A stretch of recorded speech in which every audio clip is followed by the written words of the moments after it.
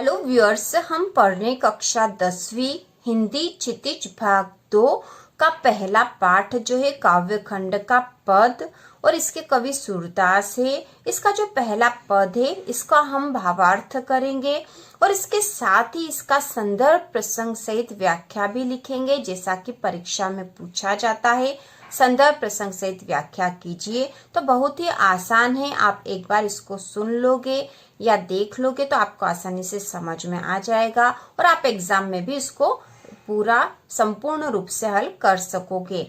तो यहाँ पर जो पद दे रखा है, ऊधो तुम हो अति बड़भागी, तो यहाँ पे इसका अर्थ तो हमें यह भी समझ लेना चाहिए कि पद कहाँ से लिया गया है और इसकी क्या पृष्ठभूमि है। इससे ही हम आसानी से इसका हल कर पाएंगे। तो ये जो पद है यह सूरसागर से लिए गए, सूरदास जी के द्वारा लिखित ग्रंथ है सूरसागर, और सूरसागर में अलग अलग भाग है, उसमें से एक भाग है भ्रमर गीत।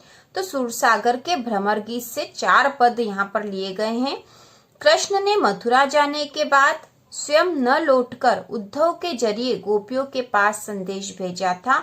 उद्धव ने निर्गुण ब्रह्म एवं योग का उपदेश देकर गोपियों की विरह वेदना को शांत करने का प्रयास किया। तो यहाँ पे उद्धव जो थे, उद्धव कृष्ण के मित्र थे जिन्हें अपने ज्ञान पर बहुत गर्व था, इसलिए कृष्ण ने उन्हें प्रेम का महत्व समझाने के लिए गोपियों के पास संदेश लेकर भेजा था, उनकी योग साधना का।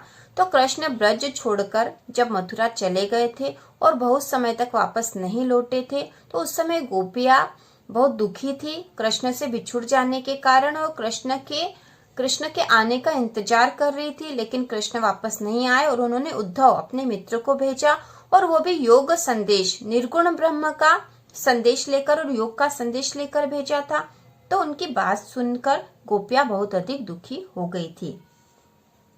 गोपियां ज्ञान मार्ग के बजाय प्रेम मार्ग को पसंद करती थी। ठीक है, गोपियां तो प्रेम मार्ग को पसंद करती थी, इस कारण उन्हें उद्धव का शुष्क संदेश पसंद नहीं आया। तभी वहां एक भोरा आ पहुंचा। यहीं से भ्रमर गीत का प्रारंभ होता है। तो एक भोरा आ जाता है और उसी को लक्ष्य करके गोपियों ने अपनी बातें कही थी। गोपियों ने भ्रमर के बहाने उद्धव पर व्यंग बाण छोड़े। ठीक है, व्यंग बाण छोड़े मतलब उनका मजाक उड़ाया था वहां पर।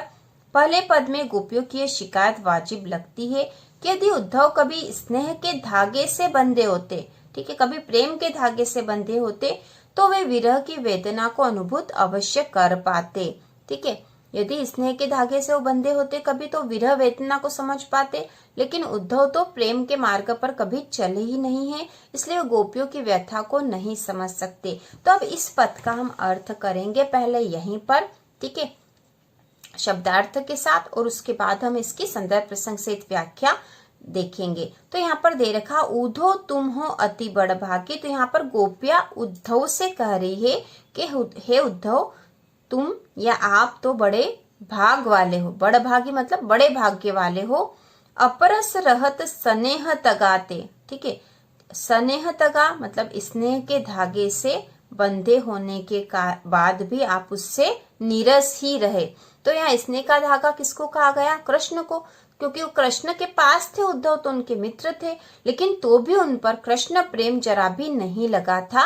नाहिन मन अनुरागी, और ना ही आपका मन प्रेम पूर्ण हुआ है या प्रेम की ओर मुड़ा है। पुरैनी पात, पुरैनी मतलब कमल, पात मतलब पत्ता, तो कमल का पत्ता, पुरैनी पात कमल का पत्ता, रहत जल भीतर, जल के भीतर रहता है। तारस देहन धागी, लेकिन उसके ऊपर जरा भी पानी नहीं लगता। जैसे ही हम पानी के बाहर निकालेंगे तो हम देखेंगे उस पर पानी कुछ भी नहीं है। जो जल माह तेल की गागरी, अब यहाँ पे उदाहरण देकर बताया गया है कि उद्धव पर किस प्रकार से प्रेम का रस नहीं लगा। तो पहला उदाहरण तो ये दे दिया कि कमल का पत्ता जल में रहता पर भी उस पर जल नहीं लगता है, और दूसरा उदाहरण देकर बता रहे हैं जो जल माह तेल की गागरी। तेल की गागरी मतलब तेल का मटका, जल माह मतलब जल के अंदर। जिस प्रकार जल के भीतर तेल के मटके को रखेंगे, तो तेल के यदि मटके को हम रखते हैं तो उस पे वो तेल वाला है और तेल उसके ऊपर भी आ जाएगा। ठीक है, चारों तरफ उसके तेल या चिकनाहट रहेगी, तो उस कारण से उस पर बूंद न ताको लगे, उस पर एक बूंद भी पानी नहीं लगता है। प्रीति नदी में पाऊ न बोरियो। ठीक है, आगे गोपियां क्या करे कि उद्धव आपने प्रीति नदी मतलब प्रेम की नदी में पाँव न बोरियो, पाँव भी नहीं रखा। आप प्रेम की नदी के पास जरा भी गए नहीं हो, आपने उसमें पाँव भी नहीं रखा। दृष्टि न रूप परागी, और आपकी दृष्टि भी प्रेम की ओर नहीं गई है। सूरदास अबला हम भोरी, अब ये बात तो उन्होंने उद्धव के लिए कह दी। क्या क्या कह दी कि आप स्नेह के धागे से नहीं बंधे हैं, आपका मन अनुरागी नहीं हुआ है, और पुरई निपात कमल का पत्ता जिस प्रकार जल में रहता है फिर भी उस पे जल नहीं लगता है, और जिस प्रकार जल में तेल की गागरी मतलब तेल का मटका रहता है लेकिन उस पर एक बूंद भी तेल नहीं लगता है, उसी प्रकार आपने भी प्रीति नदी मतलब प्रेम की नदी में पाँव भी नहीं रखा, और आपकी दृष्टि भी आपके नेत्र भी प्रेम की ओर नहीं गए हैं। लेकिन आगे गोपियां क्या कर रही है, सूरदास अबला हम भोरी, लेकिन हम गोपियां अबला हैं और भोली भाली है।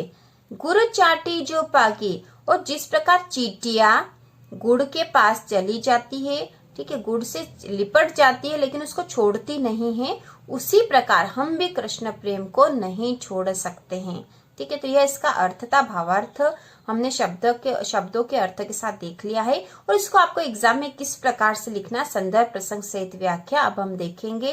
तो इस पद उधो तुम हो अति बड़भागी से लेकर गुड़ चाटी जो पागी, इसका संदर्भ हम क्या लिखेंगे, तो संदर्भ होगा प्रस्तुत पद्यांश हमारी पाठ्य पुस्तक क्षितिज भाग 2 के पद से लिया गया है। इसके कवि सूरदास है। ठीक है, संदर्भ में हमें पाठ का नाम लिखना है और कवि का या लेखक का नाम लिखना है। इसके बाद दूसरा जो भाग आता है इसमें आता प्रसंग, तो प्रसंग हमें इस पद के अनुसार लिखना है। ठीक है, पद में जिस बारे में बताया गया है वह हम प्रसंग में लिखेंगे।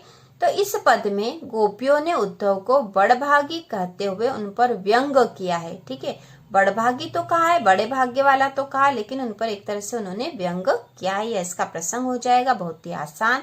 इसके बाद हम जब व्याख्या लिखेंगे तो हम लिखेंगे गोपियां उद्धव से कह रही है कि हे उद्धव, आप बहुत भाग्यशाली हो।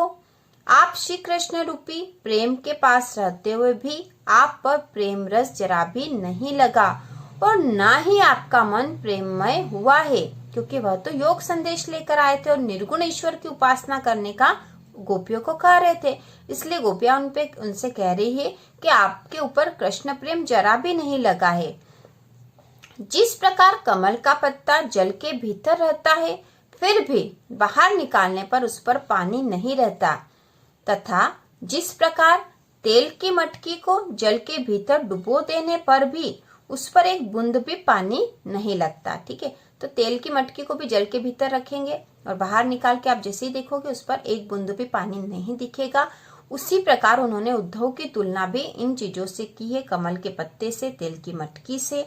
उद्धव, आपने प्रेम की नदी में पैर भी नहीं रखा, ना ही, ठीक है, पैर भी नहीं रखा, ना ही आपकी दृष्टि प्रेम पूर्ण हुई है। आगे गोपियां कहती है कि लेकिन हम भोली भाली अबलाएं हैं। जिस प्रकार गुड़ को खाने के लिए चींटियां गुड़ के पास जाकर गुड़ से लिपट जाती है, उसे छोड़ती नहीं है, चाहे उनकी मृत्यु ही क्यों ना हो जाए, उसी प्रकार हम भी कृष्ण प्रेम को नहीं छोड़ सकती।